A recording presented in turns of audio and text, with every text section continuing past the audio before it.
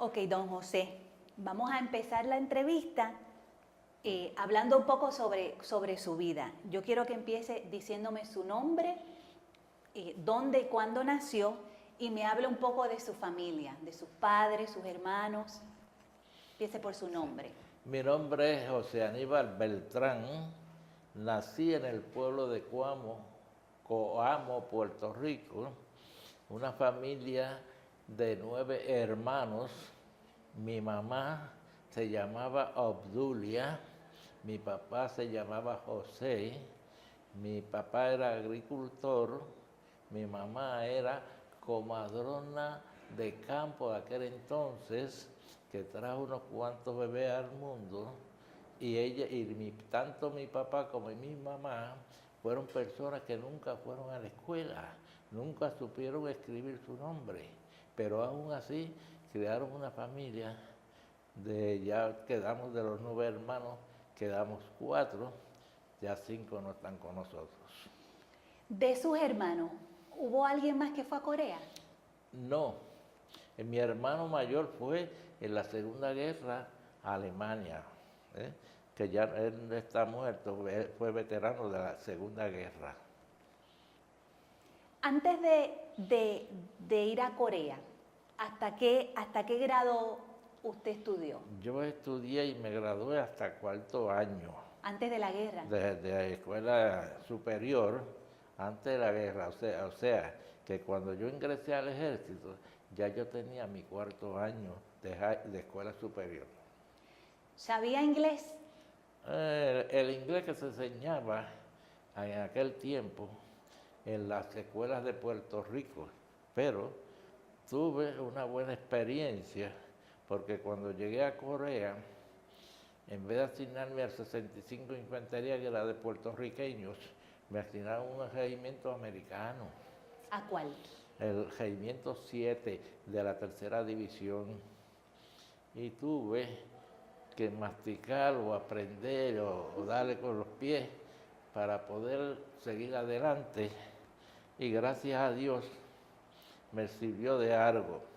Y es bueno uno conocer también de lleno todo esto, porque muchas veces nosotros tenemos una mala impresión de que los americanos que van al teatro de guerra, todos hablan un inglés perfecto o lo saben escribir. Y para sorpresa mía, yo tuve la experiencia de muchas veces leerle la carta a los americanos y muchas veces escribirle las cartas a sus familiares, porque parece que hablaban el inglés, pero el inglés que aprendía en la calle, pero no. O sea que esas experiencias yo las viví. ¿Qué usted se acuerda? ¿Cuál fue la reacción suya y la reacción del país de Puerto Rico cuando empezó la guerra en Corea? Déjeme decirle, en esa época el ciudadano puertorriqueño no tenía una impresión muy amplia del significado de guerra, como las únicas experiencias que había tenido el país sobre la guerra fue la Segunda Guerra y la Primera, donde habían participado muy pocos puertorriqueños. De la guerra de Corea no se hablaba mucho porque el país de Corea ni se sabía que existía en Puerto Rico. O sea, acuérdense que en las escuelas uno estudia historia de Puerto Rico, historia del mundo, pero casi siempre énfasis en Europa y América. O sea que usted no sabía ni dónde quedaba Corea. Para decirle más, nosotros cuando salimos de Puerto Rico, después de coger nuestro entrenamiento básico, salimos, nos dice usted van, pero no nos dijeron que íbamos para Corea. Cuando nosotros enteramos que íbamos para Corea fue cuando llegamos a Japón. O sea que nosotros salimos de aquí de Puerto Rico bajo la impresión que íbamos a coger un entrenamiento más avanzado, porque nosotros cogimos un entrenamiento de 14 semanas Inmediatamente nos dieron unas vacaciones de una semana y ya nos metieron en ese monte para ir a Corea a reemplazar tropas por las muertes, los heridos. O sea que cuando llegamos nosotros a Corea, muchos de los de nosotros fuimos a reemplazar regimientos americanos y no el regimiento de Puerto Rico, porque habían habido muchas bajas. Nosotros vamos a volver a ese punto. Pero déjeme preguntarle, ¿usted fue a Corea voluntario? No. Yo fui, a mí me llamó el ejército, ¿cómo se llama? Obligatorio. ¿Y cómo usted se sintió? Bueno, acuérdense que uno a la edad de 18 y 19 años no tiene mucha opinión que hacer y había para aquel entonces en Puerto Rico una necesidad de trabajo. Yo, la historia mía, tan pronto yo me gradué de escuela superior, yo estuve buscando trabajo y nunca conseguí. Estuve en San Juan de Puerto Rico, en casa de un familiar, y caminé todos los negocios y todo en San Juan, y tuve que regresar a mi barrio de Cuamo. Yo soy de un barrio de Cuamo, no de la ciudad. Y no conseguí trabajo. Cuando yo me llamó el ejército obligatoriamente, yo estaba trabajando, ayudándole a un familiar mío aquí en Ponce, que era el esposo de mi hermana mayor, que tenía un puesto de mercancía en la plaza del mercado de Ponce. Y ahí yo aprendí durante un tiempito a ser vendedor de mercancía seca. Y de ahí fue que me llamaron cuando yo estaba ejerciendo eso, pero no era mucho. ¿Usted sintió que era su responsabilidad ir a la guerra? La mente joven no tenía todavía un concepto de cuál es una cosa u otra. Claro, está llaman uno obligatorio y uno no tiene otra cosa que... Le pregunto, ¿cuándo usted salió para... No, antes que eso, perdón. ¿Dónde a usted lo enviaron para su entrenamiento? Nosotros cogimos el entrenamiento en Tortuguero, eso es en Vega Baja. ¿Por cuánto tiempo? Usted me mencionó. Tuvimos 14 semanas, que incluyó tanto Tortuguero como Salinas, porque a Salinas veníamos a hacer las prácticas de armas pesadas como artillería y mortero 4.2. ¿Usted siente que ese entrenamiento que usted tuvo en Tortuguero y en Salinas fue suficiente para prepararlo para la guerra? Uno creía eso, pero en esas 14 semanas el entrenamiento fue duro y nos entrenaron a manejar desde rifle, bayoneta, artillería, mortero 4.2 y nos enseñaron bastante en defensa. O sea que cuando nosotros llegamos a Corea, entiendo yo que estábamos preparados, aunque uno nunca está preparado totalmente para nada en la vida. Ahora explíqueme, don José, ¿cuándo usted partió para Corea? Yo partí un Viernes Santo, 23 de marzo de 1951, a las 2 de la tarde, del puerto de San Juan, de Puerto Nuevo, hacia Corea. Hicimos escala en 3 días en Panamá. Pero usted no sabía que iba para Corea. No, ninguno de nosotros. ¿Cómo usted se sintió cuando ese barco salió de Puerto Rico? Y parece, yo nunca me había montado un barco. Y ahora si me dicen, móntate en ese barco, yo digo, lo siento mucho. Porque aquello fue atroz. Es difícil uno describir, a veces si uno lo describe, a lo mejor si ni creen a uno, pero usted sabe rehabilitar un barco mercante donde no hay agua dulce, en una travesía de 30 días hasta Japón, y donde la comida era un desastre, el agua, uno se bañaba con agua de sal y el agua de sal no coge el jabón. O sea que aquello es. Entonces, íbamos en un barco donde todas las tropas éramos muchachos, todo, porque prácticamente no iban oficiales. A nosotros nos dieron galones DOMI, lo que uno llama DOMI, para uno dirigir ciertos grupos. Y si yo le digo a usted algo, usted no me lo va a creer. ¿Usted sabe lo que nos dieron en esa travesía? Unos martillitos para nosotros sacarle la pintura al barco, para pintarle el barco de nuevo. Y eso era como una terapia, porque para darnos algo que hacer, nos cogían unos martillitos, para sacar la de ese al barco. Y esa travesía, porque usted sabe uno levantarse por la mañana y ver solamente la oleaje del mar, eso es un desastre. ¿Usted se acuerda cuándo llegó a Corea? Sí. ¿Cuándo llegó a Corea? Llegamos para el mes de abril, del 20 al 24 más o menos, de 1951. ¿A qué unidad lo asignaron? ¿Y a qué compañía? Déjeme decirle, nosotros entramos por Pusan. Pusan, él sabe, Pusan es un puerto de entrada al sur de Corea. Y para aquel tiempo había habido unas batallas que llevaron las tropas nuestras, básicamente hasta ahí. Y aquello era un desastre, una peste por donde quiera. Entonces nos metieron en un tren, que aquello era de carbón. Y Corea tenía unos túneles. Los asientos eran bancos de madera, que ahí teníamos que dormir y pasar el día hasta que llegamos a la capital de Seúl.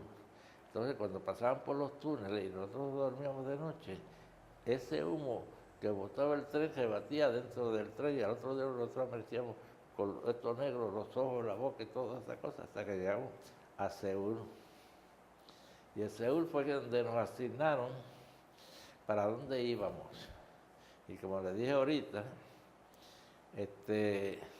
las tropas de la tercera división, que fue la que nosotros pertenecíamos, Regimiento 7, el 15 y el 65, entonces el 7 y el 15 habían sufrido más bajas que el 65, y como nosotros íbamos bastante, daban los reemplazos a nosotros para cubrir plazas de los regimientos americanos y del 65, y la mayor parte de nosotros fuimos a cubrir plazas yo fui al 7, donde una escuadra del ejército consta de 9 hombres. La escuadra que me asignaron a mí tenía 4. Y yo tuve que en un momento dado, sin tener galones ni nada, ejercer mandato de squad líder, porque no había nadie, éramos todos nuevos. Y entonces, en mayo, se empezó una ofensiva para recuperar el terreno perdido. Y esa ofensiva duró como 2 meses. Nosotros llegamos a un sitio, no nos daba ni chance de hacer trincheras ni nada de eso, porque al otro día madrugada partíamos de nuevo para otro, hasta que llegamos casi a la capital del norte de Corea del Norte, Pyongyang. Déjeme preguntarle, don José, cuando usted llegó a Corea, ¿cuál fue su impresión? Bueno, la primera impresión mía, yo casi iba a llorar. ¿Usted sabe por qué? Porque a mí me asignaron en ese regimiento 7 y el cual líder era un teniente graduado recientemente de Estados Unidos, de una corpulencia de sobre 6 pies. Y nos dieron una misión de ir a un sitio, en la escuadra, el pelotón que él dirigía, y él adelante. Cada vez que ese hombre daba un tazo, yo tenía que dar 2. Entonces, cuando yo pasé por unos amigos míos que fueron conmigo, yo no sabía para dónde iba, y ellos estaban allí.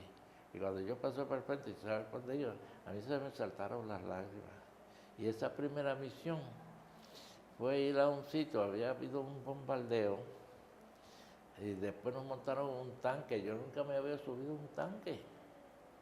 Entonces, encontramos una posición de ellos, del enemigo, y le habían tirado una granada dentro de la posición, que estaba aquel enemigo muriendo. Cuando yo me asomo así, el tanque me iba a dejar. Yo tuve que coger para engancharme en el tranque, donde no me hubiese quedado por ahí solo. O sea, ese fue la primera, porque le dan unas asignaciones a uno y como uno va inexperto, pues uno no sabe para dónde va, qué va a hacer y qué no va a hacer. Tampoco hay tiempo para explicar en los teatros de guerra. ¿Y qué me cuenta de cuando llegó a Corea? ¿Qué me cuenta cuando vio lo físico, el estado físico del país? Un desastre. Yo me gustaría, no voy a ir, pero me gustaría volver de nuevo a Corea. Porque usted sabe lo que es usted ve la capital que es Seúl. Un desastre total. Aquellos edificios hechos ruinas.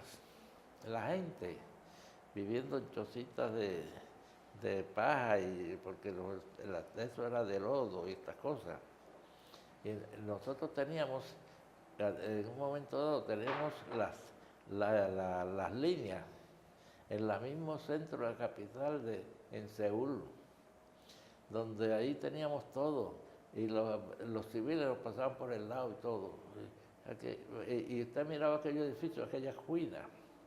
Uno ve catedráticos de las universidades de Seúl, que sin trabajo, que para vivir tenían que hacerle trabajo a nosotros, como recortar, limpiar los zapatos, lavar el baño, todas esas cosas. Mucha pobreza. Todas esas cosas. Uno vive esas historias y es difícil uno contarlas, porque no es fácil el que no ha ido a esas cosas que vaya a creer que uno le está mintiendo. Cuénteme, don José, ¿a qué lugares usted fue cuando estuvo en Corea? Bueno, que yo recuerde, la capital fue Seúl. Había otro que se llamaba el Valle de Chorwon. Estaba Incheon. Busan, que le dije que fue el puerto por donde entramos. Y había otras ciudades que como estaban devastadas, uno no reconocía, si no es por los escritos que uno dice, aquello se menciona, mira, vamos para el este de Corea, vamos para el oeste, vamos para el sur, vamos para el norte. Pero ya en la ciudad eso estaba devastada, incluyendo, lo peor de todo, la capital. ¿Cómo eran sus condiciones de vida en Corea? Fatales. Fatales. El problema que había en Corea, como lo hubo en Vietnam, como lo hubo también en Alemania, la Segunda Guerra, que son países divididos, pero son la misma raza. Es difícil usted distinguir un surcoreano de un norcoreano. Y eso se prestaba a que uno no podía creer en todo el mundo. Porque podía estar usted hablándole a un surcoreano, podía ser un norcoreano infiltrado. O sea que uno tenía que tener mucha malicia en el comportamiento para uno poder no cometer errores. ¿Sí? Entonces la gente, uno le daba ganas de llorar, porque usted sabe, usted entrar a una choza de vivienda de esa, a buscar al enemigo, y usted encontrarse allí viejitos, niños con hambre. Entonces, muchas veces, nosotros los puertorriqueños tenemos una condición que nos damos. El americano no es lo mismo. Nosotros muchas veces sacábamos las raciones que teníamos para dárselas a esos que tenían hambre allí, entre ellos los pequeños. Muchas veces los americanos que iban con nosotros nos llamaban la atención, porque no sabemos si le estamos dando ese alimento a un enemigo o a un amigo. O sea que no. Pero siempre hacíamos nuestro... es doloroso. ¿Cómo era? ¿Qué comida le daban a ustedes? ¿Cómo usted se alimentaba? ¿Dónde dormía? ¿Su uniforme? La comida era las raciones ordinarias. Una de las cosas que no se daba era lo que llamábamos el rice party, eran los hamburgues. Entonces estaba la habichuela, que eran básicamente las dos potes más que se consumían. cuando había la oportunidad de comer, que tuvieran cocina para darle a las tropas, pues ya ahí uno era mucho mejor. Pero de ordinario, ese era el diario vivir. Y uno tenía que subsistir con eso. Incluso en cantinas de agua. Entonces uno tenía que a las cantinas de agua echarle unas pastillitas, porque todo el agua que había en Corea estaba contaminada. Y si uno no echaba esa pastillita, tenía problemas. Mientras usted estuvo en Corea, ¿recibía cartas?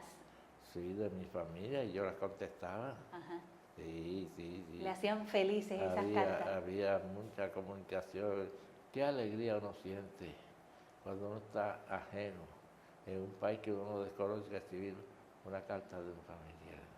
Déjeme decirle, yo fui herido y yo tuve, normalmente cuando se le anuncia a la familia de que algo le pasa a uno, a veces llega tardíamente. Y yo tuve la oportunidad, que yo no perdí el conocimiento, y yo emití una carta a mi familia haciéndole saber lo que me pasó antes que le llegara la noticia acá. Sí. ¿Cómo fue el trato de los oficiales con usted? Ah, ¿Hubo discrimen? ¿Sintió discrimen? de inmediato, en términos generales, nosotros, comparados con las tropas americanas, somos discriminados en muchas cosas. Excepto individuos que se portan bien. Pero yo tuve un problema y eso yo no se lo contaba a nadie. Conocer un colorado de esos americanos de la misma tropa, sargento, que una vez me amenazó por algo, y no es porque uno no haga las cosas, es por el lenguaje. Y tuvimos problemas, ¿sabes? No digo lo que pasó, pero hubo problemas. Gracias a Dios que salió de mi vista y no volvimos a vernos. Pero se encuentra también gente buena. Yo tenía el 7, teníamos el de la escuadra, el de la escuadra que era un cabo. Me decía Joe a mí, yo soy José, el de Joe. Y como él y yo,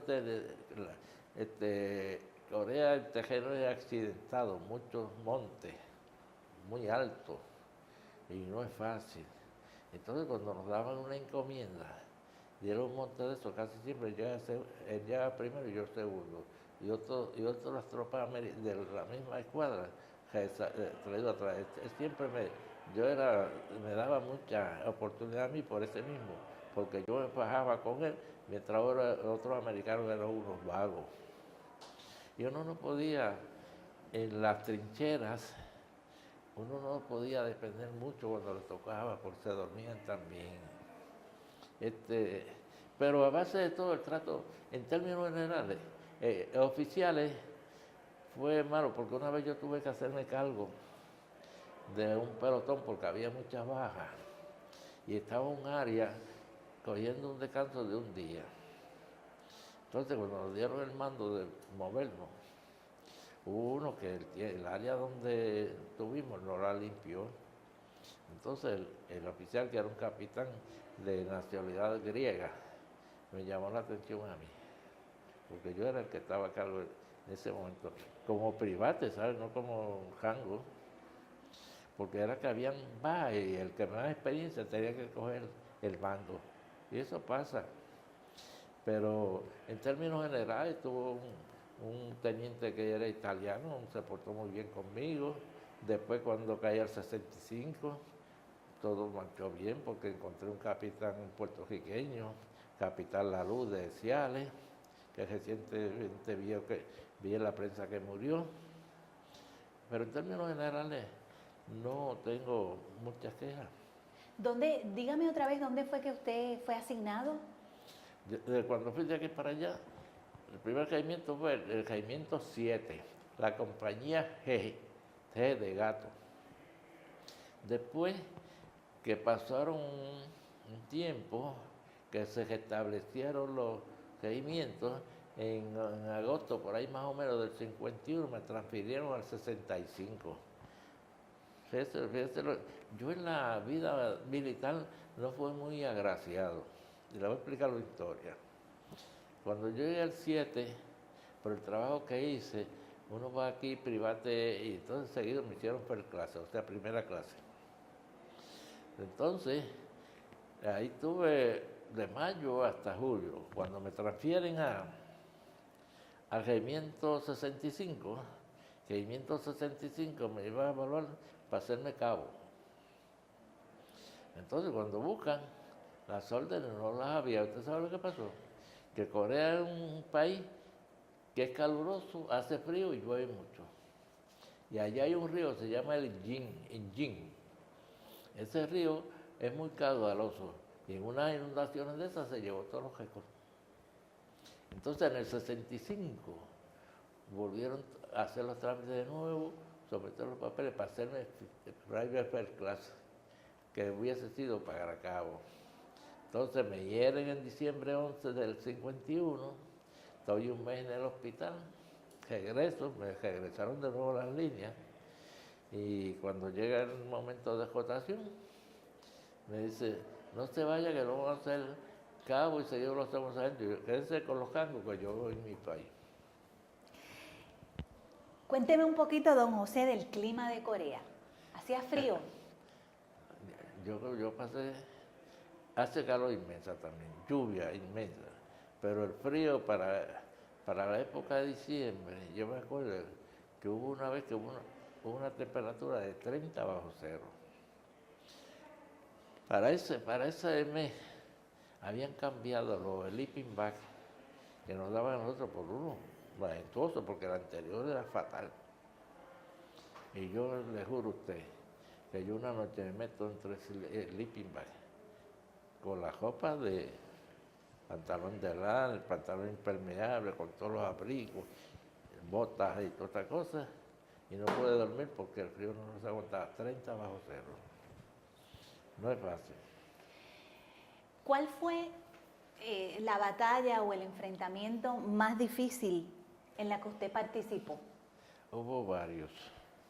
Hubo una ocasión en el este de Corea que nosotros, Corea no tenía muchos militares y empezaron a surgir un grupo de militares que se llamaba los Rocos, pero todavía no tenían mucha experiencia y no estaban bien entrenados.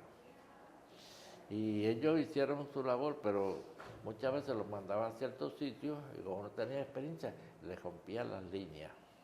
Les rompían las líneas que cuando el enemigo viene y ataca, o se van, o los matan, o lo que sea, y por ahí se infiltran. Entonces muchas veces nosotros tuvimos que si estábamos con lo que nosotros llamamos en el RIAR, o sea, nos activaban para ir a reemplazar. En un momento de eso, cuando fuimos a reemplazar a ellos, nos tocó ir a una montaña que desgraciadamente, una experiencia inolvidable, para mí todavía la tengo en la mente. Cuando tomamos posición para por la noche, limpiamos, cogimos como 500 prisioneros allí, los teníamos como si fuera un cercado, prisioneros allá. Una cosa de ellos es que muchos de esos prisioneros hasta se entregaban porque estaban desmayados, se les habían acabado la comida y estaban desmayados. Y allí lo que se daba comida y para ellos era su logro. Entonces, esa noche, al tomar posiciones, había un amigo mío que había llegado recién llegado, que fue en el mes de mayo, puertorriqueño de Cabo Rojo, pero no de aquí de Puerto Rico, sino fue criado en Nueva York, de apellido Rivera. Y casi siempre los que llegaban últimos se les ofrecían las cosas más malas. Y una de las armas más malas que tiene el ejército para aquel entonces era el rifle automático. El rifle automático era un arma pesada que llevaba unos cuantos cartuchos de balas 50, conllevaba que tenía que tener cierto armamento y difícil de bregar cosas. Pero entonces en el ángulo que estaba en ese monte por donde se podía infiltrar el enemigo, a ese muchacho le asignaron esa posición. Él era de apellido Rivera. Y entonces nosotros fuimos abajo a la montaña. A mí me dio el tiempo de poder hacer una posición porque te encontré que el terreno no estaba bien duro.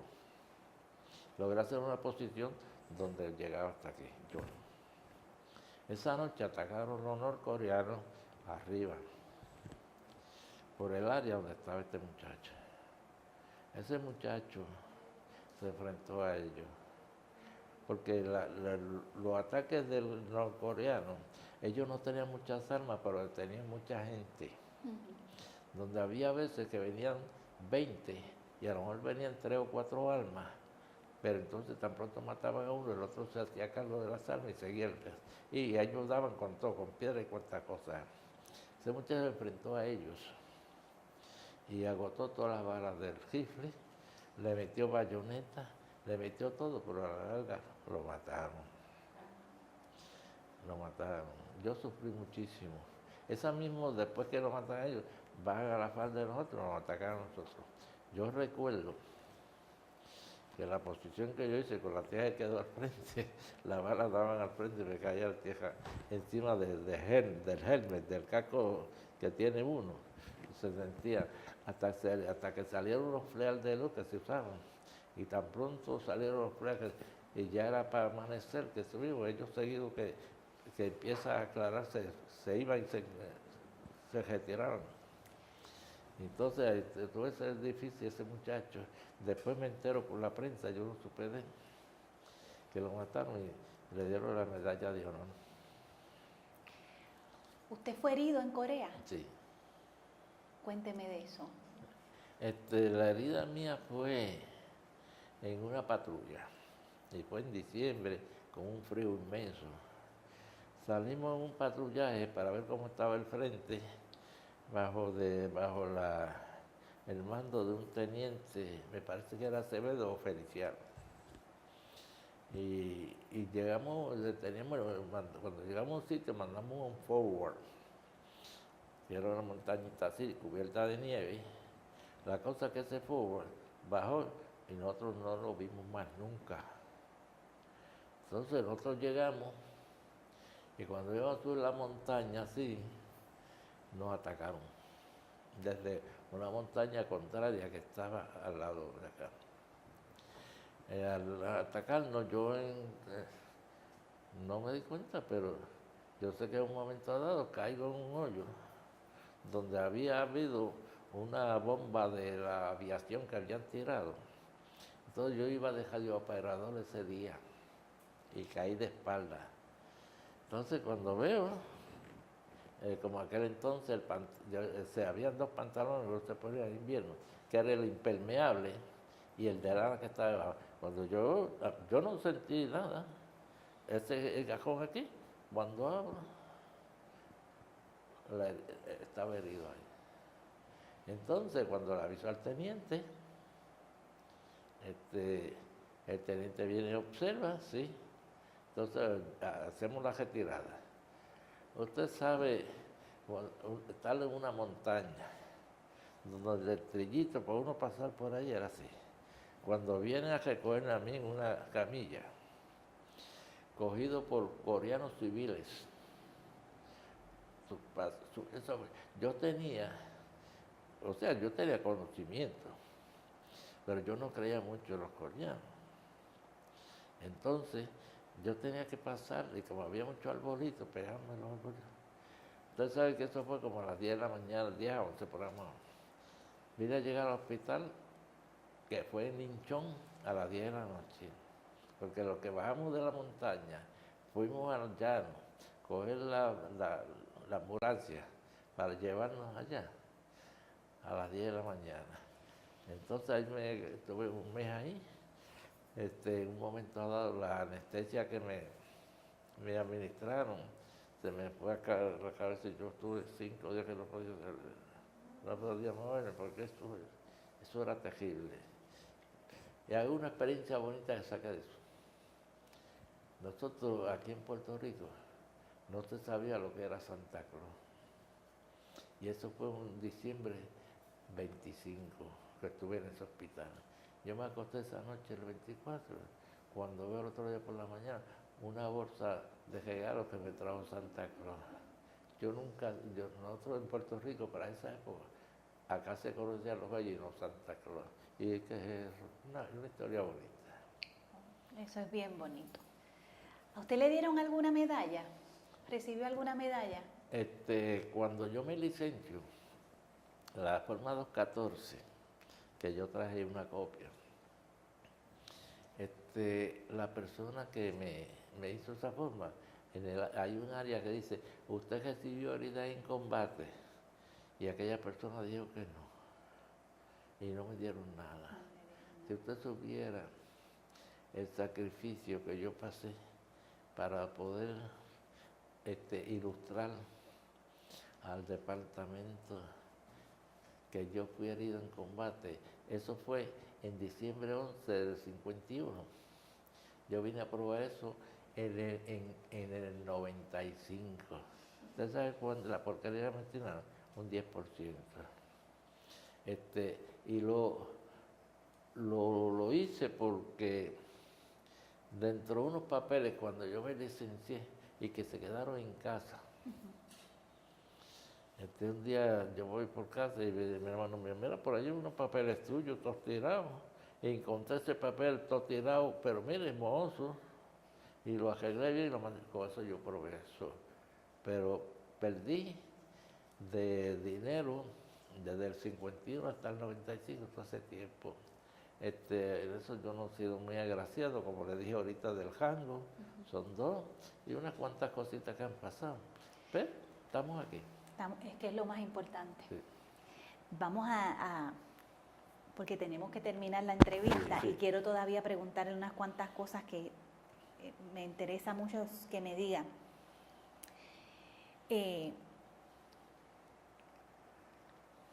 Si yo le preguntara ahora mismo cuál fue la experiencia más impactante de la guerra de Corea para usted. La impactante. Yo creo que la fase humana, el ver que uno sale para un país que desconoce, hay una guerra entre ellos mismos. Entonces uno ve el sufrimiento, que Dios quiera que en Puerto Rico nunca haya una guerra, porque el sufrimiento que pasan las personas, los niños, es bien grande. Ver cómo esa nación quedó destruida viciosamente por personas que pudieron haberse sentado en una mesa y discutir los problemas para resolver los problemas de su país. Déjeme preguntarle, ¿cuánto tiempo usted estuvo en Corea? Yo llegué allá en el mes de abril y regresé en febrero 4 del 1952. Después que yo salí de allá, una vez hicieron un pago a base de 50 pesos por cada mes que uno tuvo en la línea de combate, y me mandaron 450 pesos. Que para aquel entonces no saco chavo. ¿Usted sabe cuánto era la paga cuando yo ingresé? 21 pesos. Déjeme preguntarle, después que usted regresó de Corea, ¿cómo le impactó la guerra de Corea a usted, su vida? Déjeme decirle, cuando uno regresa de allá y llega uno acá a la vida civil, uno es un animal. Porque él viene a un campo de guerra donde estamos allí tratándonos como animales. Y uno pasa un tiempo acá, unos meses diría yo, en lo que uno vuelve y se reencuentra en ese diario vivir como ciudadano.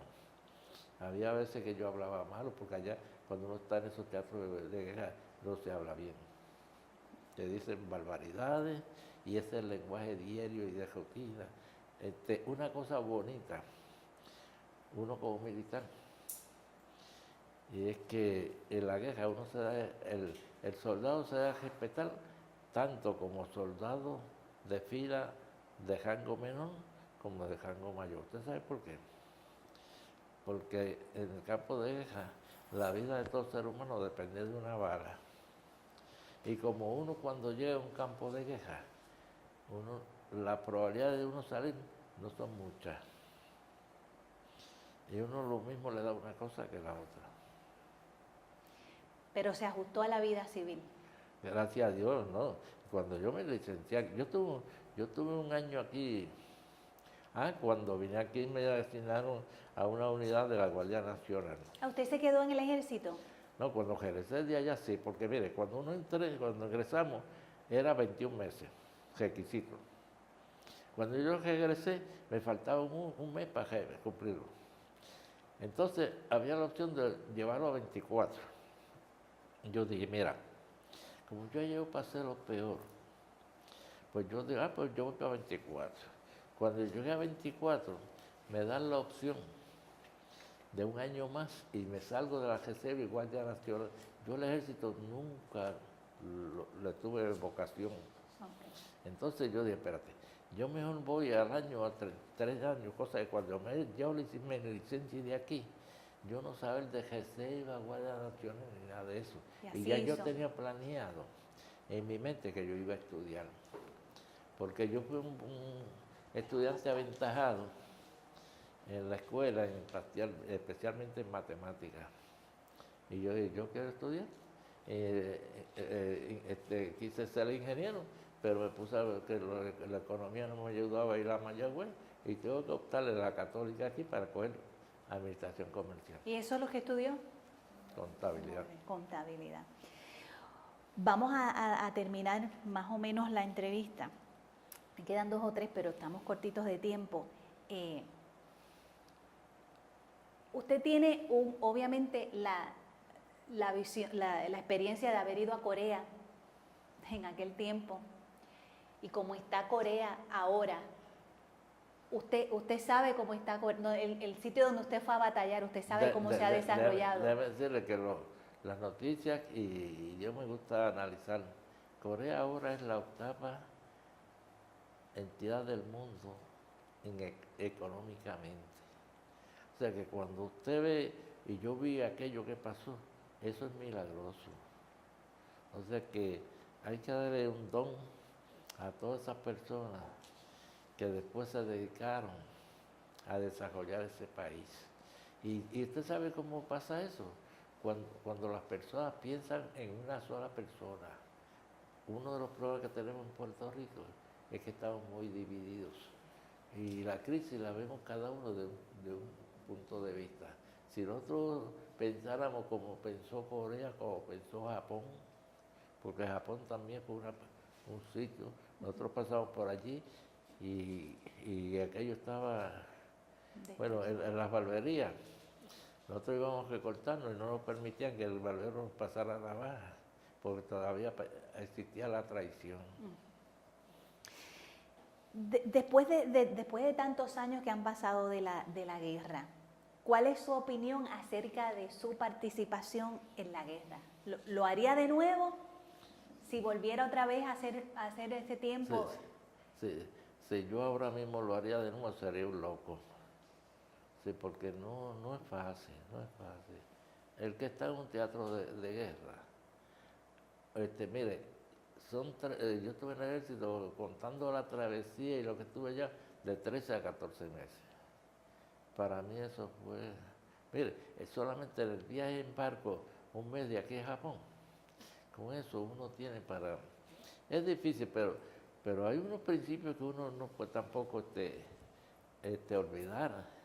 Cuando se trata de defender algo, uno tiene que sacrificar. Y uno no sabe qué puede pasar mañana. Y a veces lo que uno dice hoy, mañana tiene que darle para atrás. Porque toda situación conlleva un pensamiento distinto. Eso es así. ¿Cuál usted cree que ha sido el legado de la guerra de Corea y de los veteranos que participaron en esa guerra?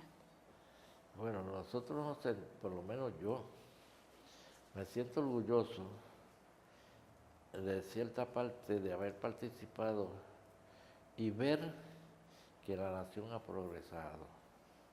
Porque para mí, si la nación ha progresado y se siente en una estabilidad mundial como está, yo me siento que yo puse mi granito y que dejé mis gotitas de sangre en esa tierra coreana.